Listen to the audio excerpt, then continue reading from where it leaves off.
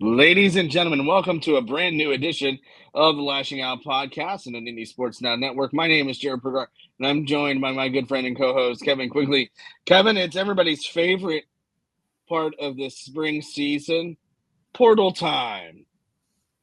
Yeah, and unfortunately, with the current structure of college football, we go through portal time at very inopportune times of the calendar. Uh, well known that the fall portal window occurs right in the middle of bowl prep, and it turns out that spring portal season for a bulk of the people, especially with the way Easter fell, a lot of teams were avoiding that third week of April for spring games. Um, the spring portal window is open in the middle of spring practice for a lot of these teams because first weekend of April you've had a couple teams with spring games so far, but it feels like a bulk of them are next weekend, meaning the weekend after Easter. So a bit of a weird Easter's pretty late this year. So that's kind of throws a monkey wrench into it after the longest college football season in history last fall, and so now portal windows open, and Penn State's still 10 days away from a spring game. So pretty again, NCAA just messed it up again. This is the closest thing to the Wild Wild West that we have currently, and it's a shame because I think in theory the portal is a good thing. However, it's not a transfer portal. It's a pay. Essentially a pay for play system. I mean, you're just looking at some serious numbers. The entire Cal backfield got into the portal on Wednesday afternoon and morning, and it's just one of those deals now that it's just again it's a free for all, and it's a shame. And Penn State has been very very fortunate. I mean, they've only and this is a roster crunch time too because now they've got to get down to that their roster limit, and they have a quite a few to go to get to that point.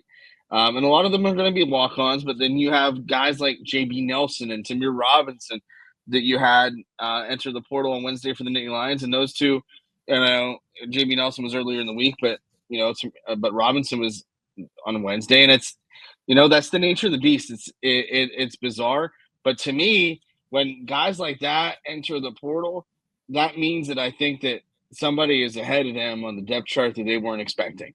And Penn State has been, again, fortunate enough where they've never really had to deal with the portal and the mass exodus like a Cal has done, or like some of these other teams are dealing with right now as spring practice rolls on. Yeah, and I think what you mentioned earlier is the big thing, right?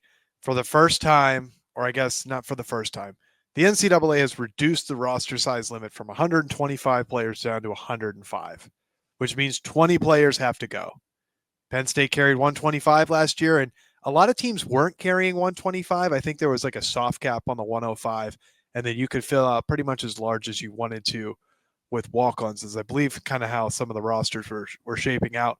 And Penn State tended to carry a lot more people than other teams in the Big Ten. So they've got to cut 20 players, or not cut 20 players. You have players graduating, players running out of eligibility. You've got a couple of people leaving the portal, like you've mentioned, Tamir Robinson, JB Nelson, a couple other guys have run it. But also, like, you look at the linebackers room, there's 9 guys on the roster still. Jim Knowles runs a 4.25. You've taken 2 to 3 players from the linebacker position out of the rotation because he runs 2 linebackers and not 3. So if you're a defensive back, okay, there's probably more playing time for me. But if you're a guy like Tamir Robinson entering his 3rd season, battled a lot of injuries, availability. I think if he hadn't gotten hurt last fall, I think you see a lot out of Tamir Robinson. I think there were a couple times where he got into the game, he got into the special teams, and he made an impact play. But he's a rising junior, right? At this point in time, he needed to make a big impact. Probably wasn't making a big enough impact. And then you've got guys like Keon Wiley in front of him. Keon Wiley got in late in the season last year, and he started to play really well in his limited action. Dom DeLuca and Tony Rojas are probably your 2 starting linebackers, and then you've got a couple other guys on there. And new number 11 in town, massive guy. He's put on like 30, 40 pounds. He's on the Tony Rojas diet from when he was a freshman, but LeVar Arrington Jr. is there. So got a legacy guy. Not that James Franklin does does a lot with legacies, and it's kind of feels like the first legacy in a long time for this Penn State program.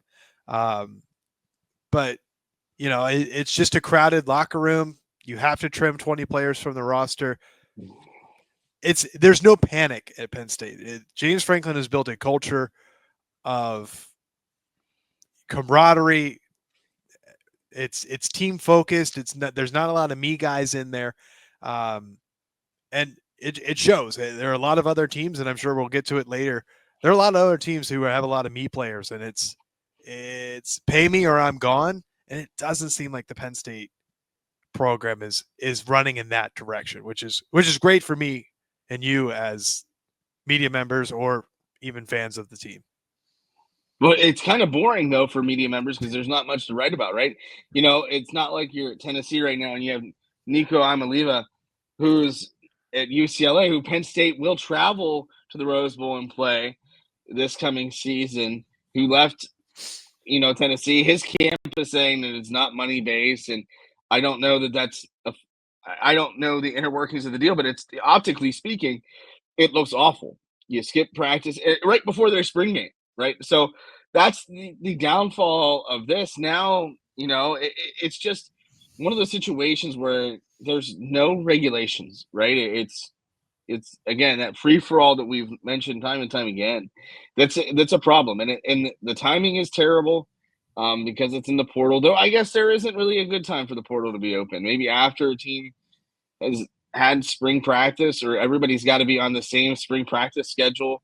But every team's season is different. Like Ohio State, they were just in the White House. So I mean, that's an interruption to their day. But again, you have players like Iamaleava, and you have players that are searching for that bag. And listen, that's great. Go get it. Whatever. That's the game now, and that's what sucks, right? Like, NIL was supposed to be name, image, and likeness, not pay to play. And that's my biggest issue with it. You see it's a lot more prevalent in college basketball, right? You see, teams like Robert Morris, I'll use for an example. They make it to the Horizon League tournament and they play Alabama in March Madness, and then not half, but 75% of their team is gone. Obviously, you're not losing 75% of your football team, but I mean, it's that time of year you're seeing D1 AA teams, or I guess I should say FCS is what they identify as now. Teams lose a ton of players to the portal. The grass isn't always greener. I mean, and that's, I think, one of the things that Penn State has had in their back pocket is most of the people that have left Penn State, it has not always gone incredibly well for them.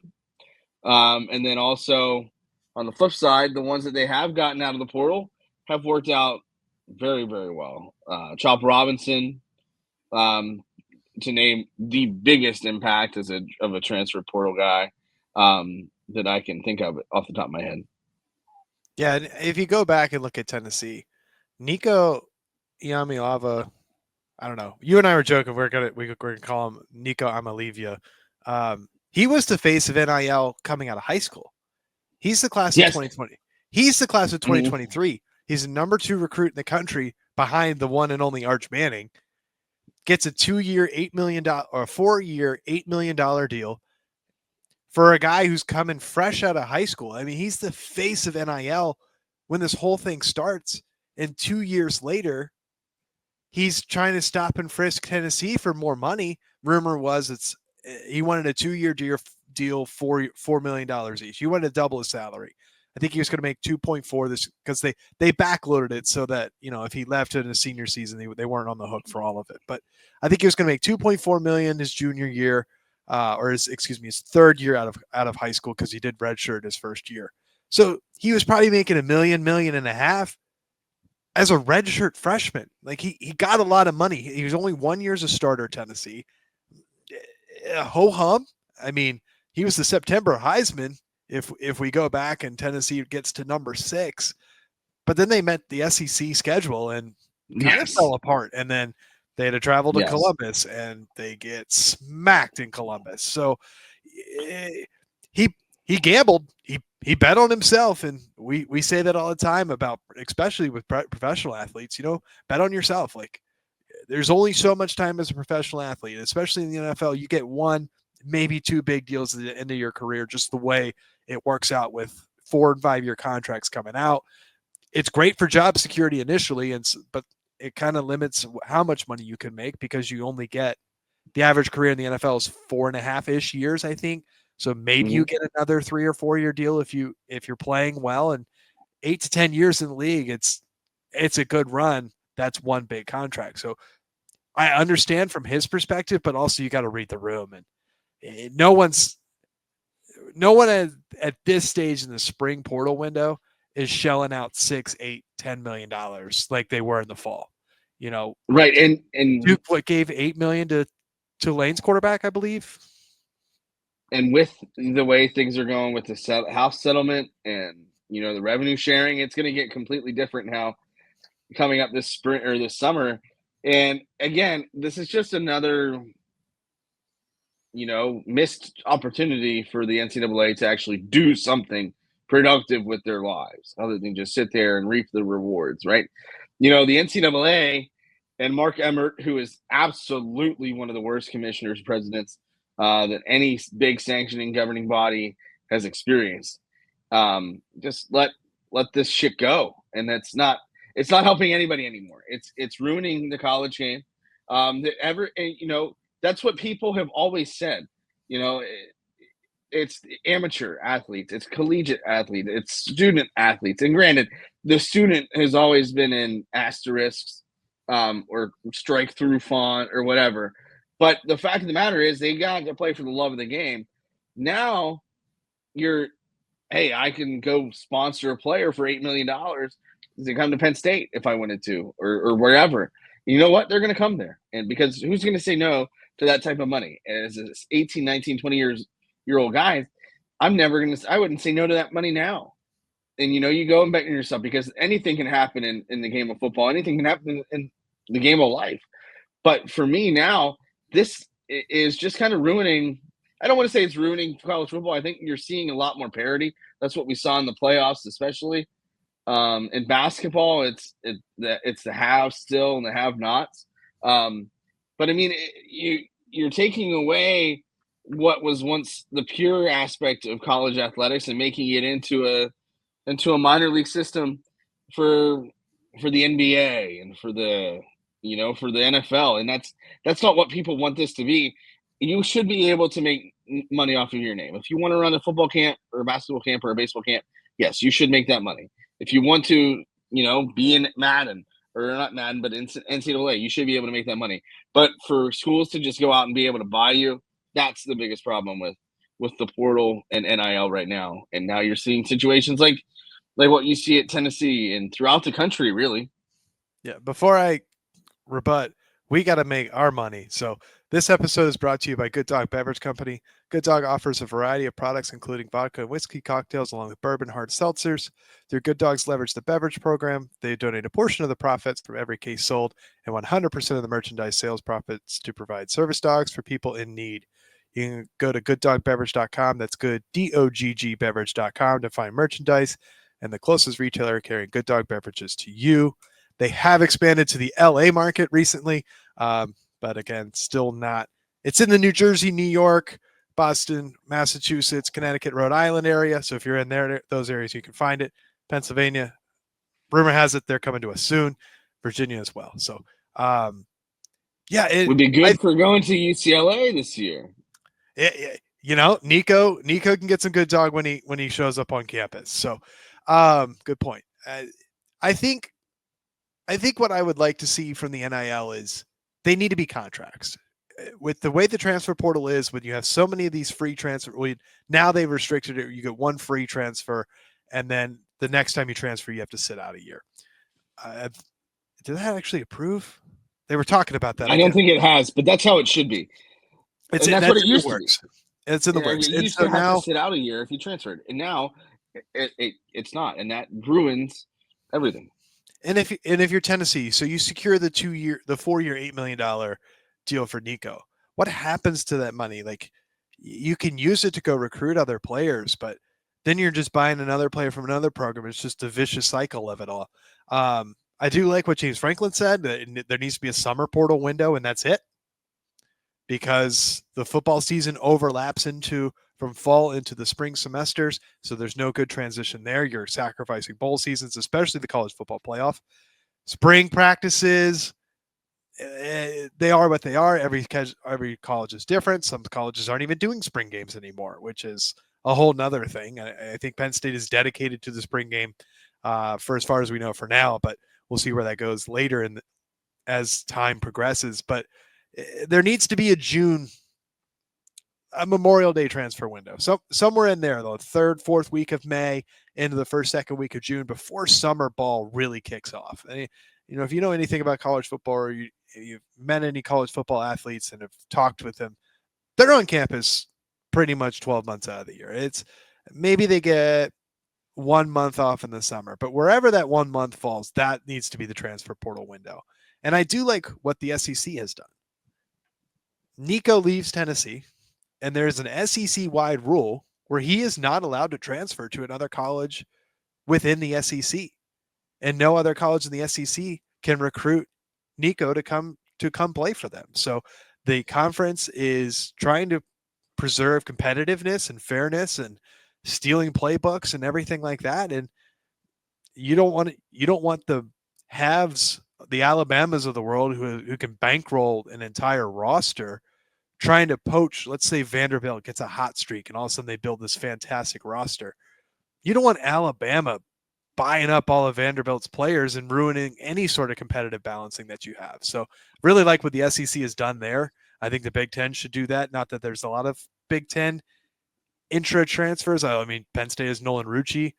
Job Robinson came from Maryland. So Penn State's done a couple of intra-conference transfers, but for the most part, especially as we've mentioned many times, the guys leaving Penn State are not going to the Big Ten programs. They're going to, for the most part, non-Power 4 schools. So,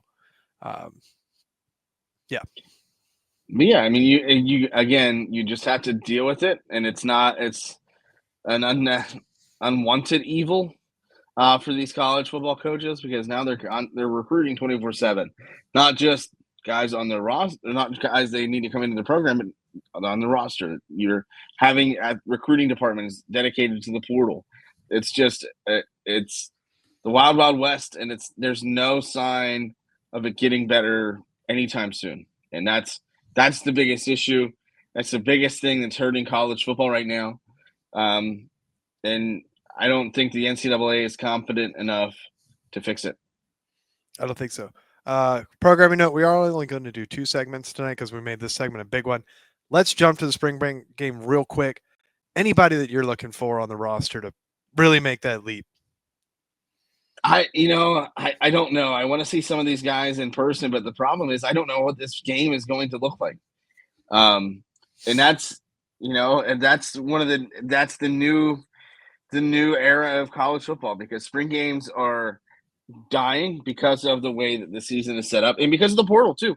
Again, to tie this all together, why would you put out game film, live game reps on these players, right? That's where tampering comes in. And it helps the player out, of course, but you just don't know what to expect now from the spring game. And that sounds like I've not done a lot of research, and that's not necessarily wrong, but at the same time, I just don't know what to expect here. And I think that I don't know how it's going to look. It's going to be different, but the spring game or the blue-white game, or however you want to say it, is going to look different now. Penn State has to have it, and they have to have it because that's 60,000 people that will come to Beaver Stadium, and that's 60,000 people that are going to spend money. Yeah, the game is free, but the concessions aren't. The parking is free, but the hotels are not. The local restaurants are not. It's going to be a multi-million-dollar weekend for the community, and I think that's important too. So that's why the spring game won't necessarily go away permanently. It will just look a lot different. But Kevin, I don't have anything good or anything really important to say, because I don't know what to look for and what to expect. I mean, offensively, they return a lot, and and that's obviously good. And defensively, I'm excited to see kind of where some of these guys step up. But I think obviously, if I had to pick a position group that I needed to see or want to see, it's the receivers. But again, until you see them in a live game, it's very, very different. Yeah, I think Kyron Hudson coming in from USC, Devontae Ross coming in from Troy. What do they do? Because Penn State has not had luck in the transfer portal. Julian Fleming is Julian Fleming. 5-star coming out of high school. Injuries really derailed his college career. And I don't know. This feels like, I don't want to call it for jobs, but if next season the receiver group's not going well, I don't know if they can keep Marcus Hagans around. I just don't know. To me, I think this is a show me something year, because if you have another year of wide receiver performance, and especially with what like guys like Keandre Lambert-Smith said when they were leaving, I think Caden Saunders even echoed it as like, it ain't the players, strongly hinting that it's the coaching staff. So I think if you have another down year in the receiving core, when this team was on the verge of making into the national championship game, the receivers can't lay an egg this year. So how do those guys fit in? Tyseer Denmark's coming into a sophomore season. Caden Saunders, hopefully he's finally healthy, because he's a guy who's seemingly had season-ending injuries his first 3 or 4 years on campus. So offensive line is continuous. Sal Wormley's your only loss there. JB Nelson leaves. He started a lot of games, but Javen Williams, Alex Birchmeyer, 2 5-stars from 2 years ago. They're going into their 3rd season on campus. They haven't had a lot of playing time. Where do they shake out on the depth chart? I think Javen Williams is probably getting a little bit more love than Alex Birchmeyer is. James Franklin mentioned both of them in his press conference after practice yesterday, but it seems like Javen Williams is probably a little bit closer to starting than Alex is. And then defense, I don't think we're going to see a lot at all. Jim Knowles has a lot of 4.25 tape from his Ohio State days, but he mentioned after practice yesterday that defense is only 50% installed, and the other 50% is probably the really complex stuff. So you're definitely not showing that at the spring game, even if it was installed. And then it's probably just going to be a lot of base 4.25 that everyone has seen Ohio State run. So, you're not going to see Denai Dennis Sutton or LeVar Arrington or any of those guys putting on full pass rush moves and risking hurting quarterbacks because quarterbacks are wearing the royal blue jersey. So, I'm just excited to see football again. Right? That's where I think that's where I land on the spring game. Yeah, and I think that's fair. I mean, spring football is always different, but I mean, it is good to see them back on the field. Last time was heartbreaking. Obviously, you and I were both at that game, but now it's a different year. It's a different team, and see kind of what happens and where they go from here. And where we are going to go is to the second segment. So we'll catch you after the flip side on the Nittany Sports Now Network. Welcome back to the second and final segment of the Lasching Out Podcast on Nittany Sports Now Network. He's Kevin. I'm Jarrod. Kevin, Penn State football is not the only sport that is currently going right now. They've got a lot of action.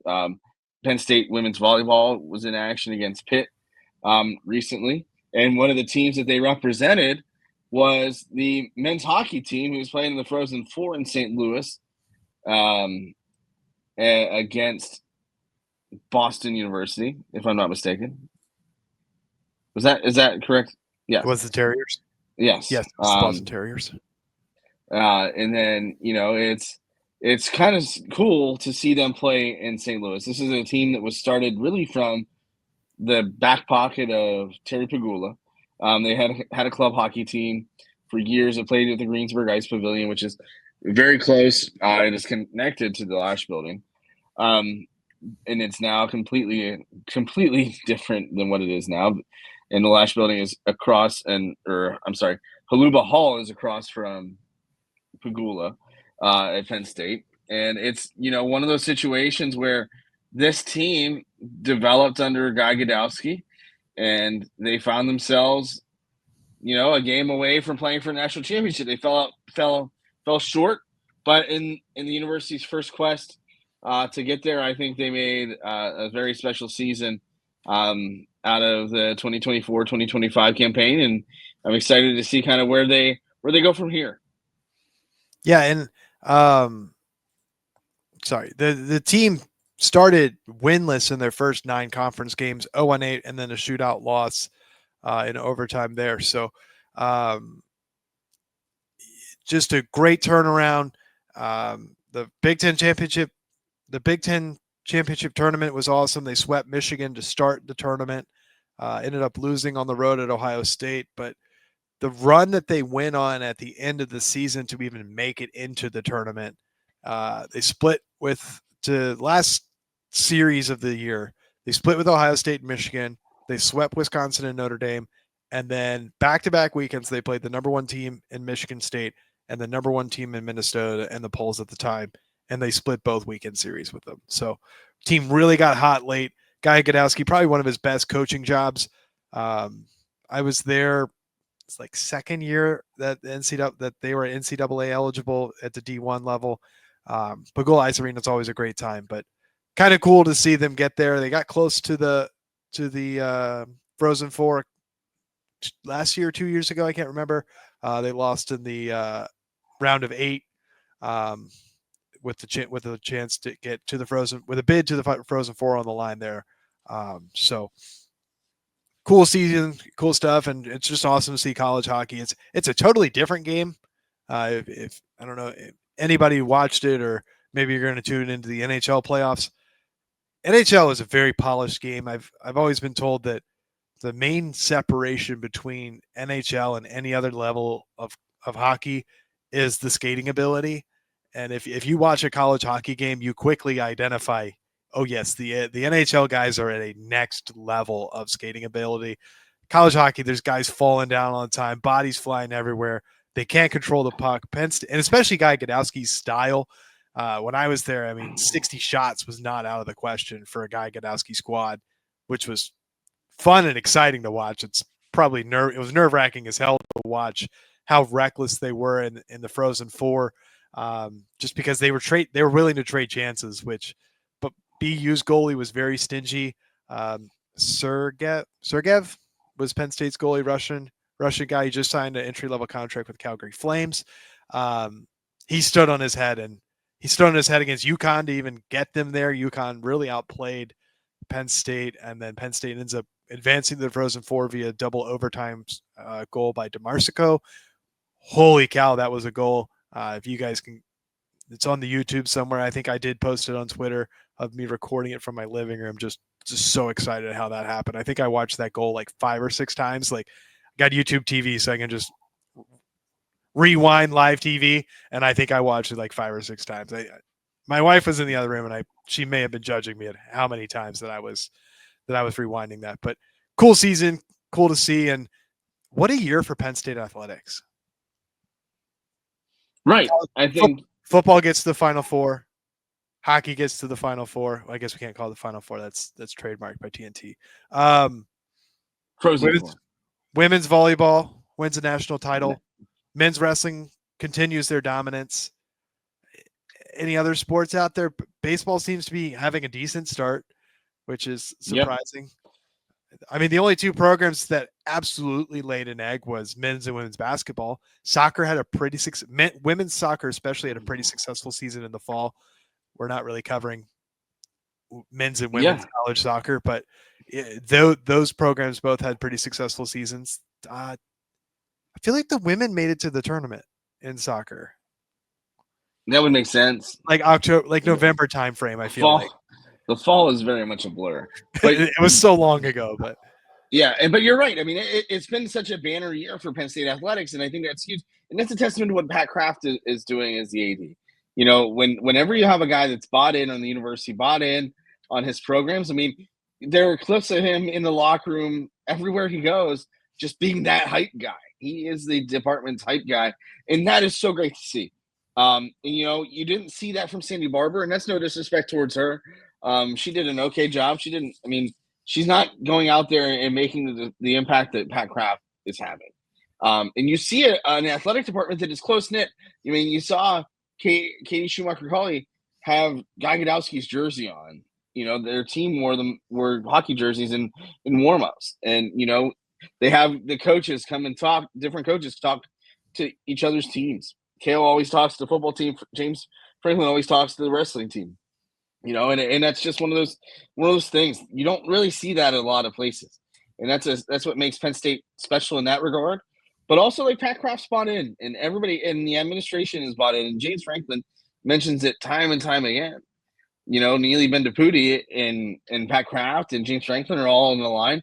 Everybody's all trying to pull that same rope and add to that success that they're having year after year after year. And this year, they all had that success for the most part. You know, Penn State gets further than they ever have before. Women's volleyball comes back from 2 sets down, you know, to win, and then goes on to win the national championship. And, you know, wrestling is wrestling. I don't even think they're in a league of their own. But, you know, back to college hockey. I'm a big college hockey guy. I love college hockey. I fall in love with it at Robert Morris. So Penn State hockey is one of the schools that I didn't really like to begin with, because that's a team that Penn State in Penn State that Robert Morris can compete with, you know, more often than not, as far as, you know, how that goes in college hockey. So, I mean, that's kind of where I go. But Pagula is a great place to watch a game. It's an incredible atmosphere. But yeah, college hockey is awesome. And you're right, the speed and the skating ability are just unmatched when it comes to the NHL versus college hockey. It's next level. And it's, you know, football, it equals out. The NBA, it equals out. But there's not there's no bigger discrepancy in sports than the skating ability and speed of the college hockey and NHL hockey game.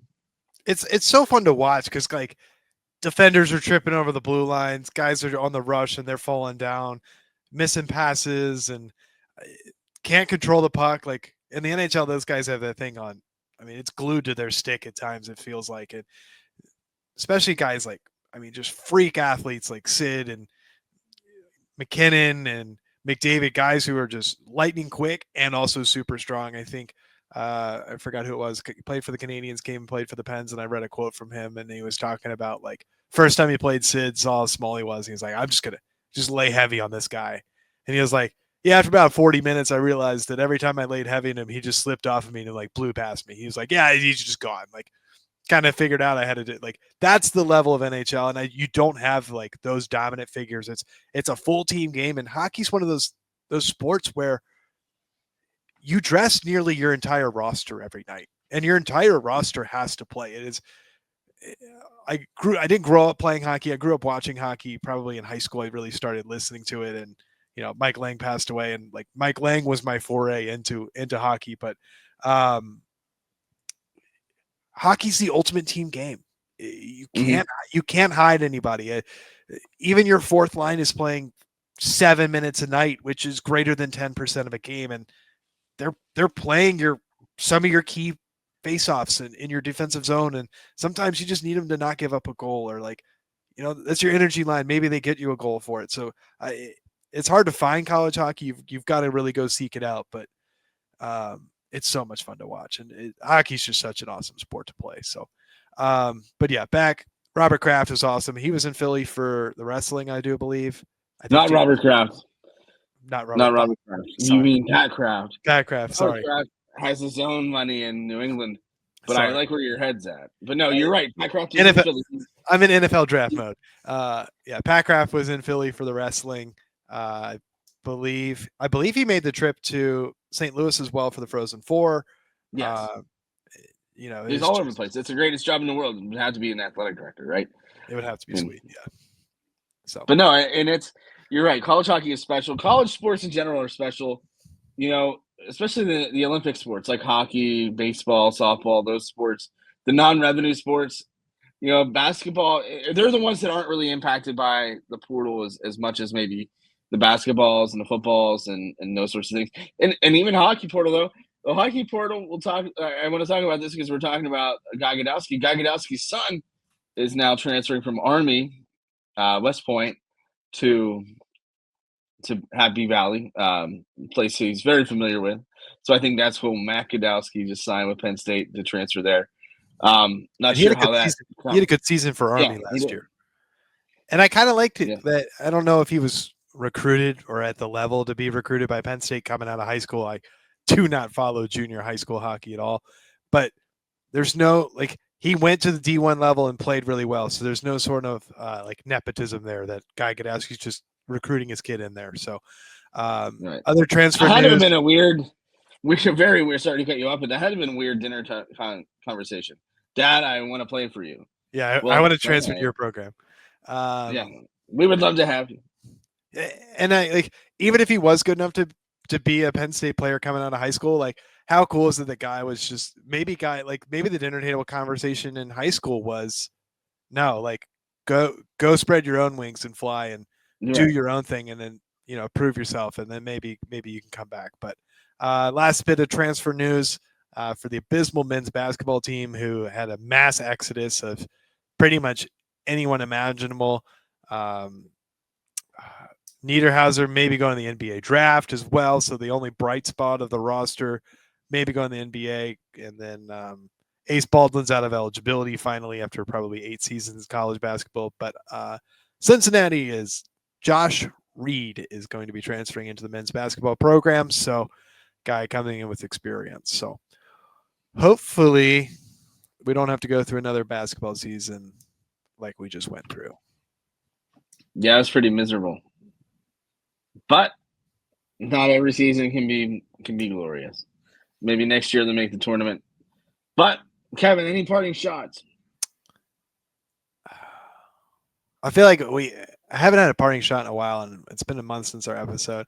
I'm gonna take a shot at myself. I'm a parting shot at myself. I went on a golf trip recently. Shot the round of my life. First day of the trip. Third day of the trip. Fourth round of the trip. We played 4 rounds in 3 days, 36 holes on the last day. And I haven't told you this. The first day I shot 89, which is 68 on my handicap. So I shot 4 under for the round. It was an awesome day. Played Pinehurst number 3, the second round on Sunday. I shot a 111, which was a 96 on my handicap for a par 68 course. So I'm going to talk about highs of highs and lows of lows. I'm going to take a shot at myself of the abysmal shape my golf game was in by the end of that trip. So I'll admit it, I'm comfortable in my own golf game. Well, I'm proud of you, Kevin, for admitting that. I played over the weekend and broke 100 again, so I'm very thrilled with myself. I can't necessarily complain. But that we weren't there at Augusta on Sunday. We're not there for a reason. Obviously seeing Rory win was pretty cool. You and I are both, doing volunteering at the U.S. Open, which should be fun. But yeah, it'll be interesting to see how the body recovers when you're playing, competitive golf. And, obviously we're here for a reason, but that's why you're definitely not on the tour. There's a reason I'm an engineer. And it's because my golf game is nowhere near good enough. So, well, maybe next time you can engineer some good shots. It doesn't seem like you were able to do that in your last round. No, I was not. Happens to the best of us. For Kevin Quigley, this has been Jarrod Prugar. We wish you all the best. We hope that your drives go straight and your thoughts are clear. We'll talk to you again next time on the Lasching Out Podcast on the Nittany Sports Now Network.